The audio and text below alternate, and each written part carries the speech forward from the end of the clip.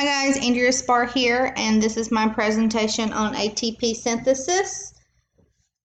Pictured above is my poster board that I've created over the past 8 weeks that we have just completed and submitted, and I will be using some graphics throughout this presentation, not necessarily the ones on my board.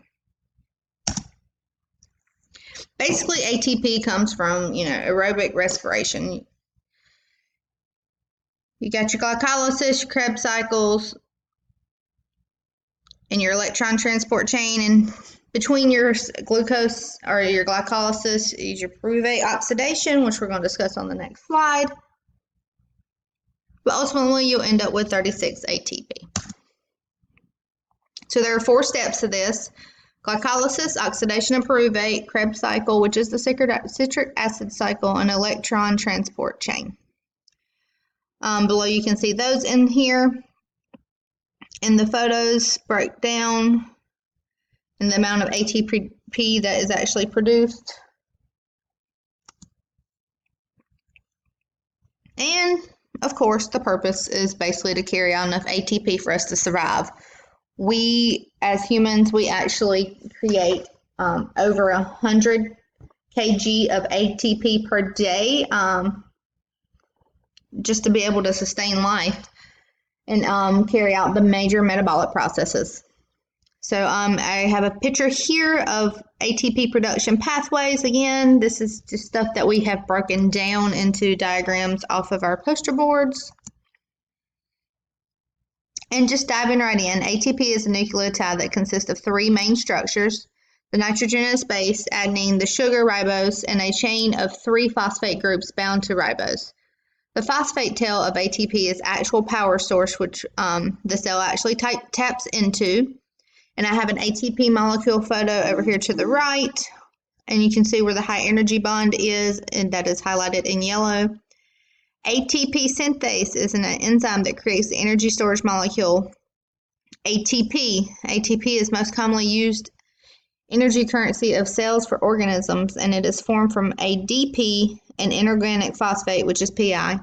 The overall reaction catalyzed by ATP synthesis is ADP plus PI plus H plus OUT, and then you have your, which is out, and then your ATP plus H2O plus H plus N.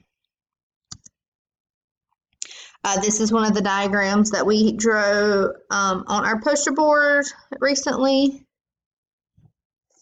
and it's just basically showing the pyrimidines are synthesized from aspartate, carbonyl, phosphate, and in the cytoplasm. They're linked. The purines are first synthesized from the sugar template onto which the ring synthesis occurs. And the synthesis of purine and pyrimine nucleotides are carried out by several enzymes in the cytoplasm of the cell. This is where they undergo breakdowns such that useful parts can be reused in the synthesis reaction to create the nucleotides. Ribose is the type of sugar normally made from the body, from glucose, and it is a part of production of ATP, and it also plays an important role in the synthesis of RNA and DNA and the energy containing this substance, ATP. The pentose fat pathway is a metabolic pathway parallel to glycolysis. It generates the NADPH and the pentose 5-carbon sugars, as well as the ribose 5-phosphate. And it is one of the last things needed for the synthesis of the nucleotides.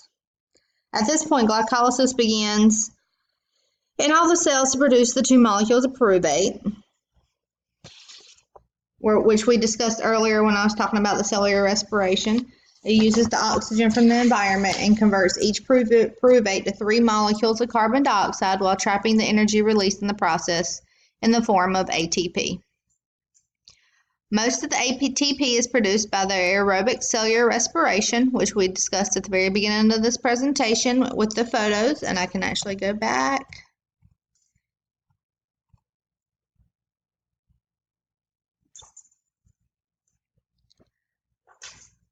Is made by oxidative proliferation, and this works by the energy released in the consumption of pyruvate being used to create a chemosamic potential by pumping proteins across the membrane, and I have a photo of that as well.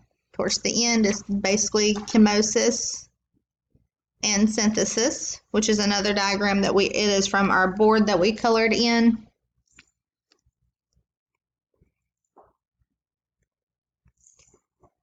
ATP synthesis is the prime producer of ATP in cells, and the catalyzing the combination of ADP with the inorganic phosphate makes the ATP that we use every day.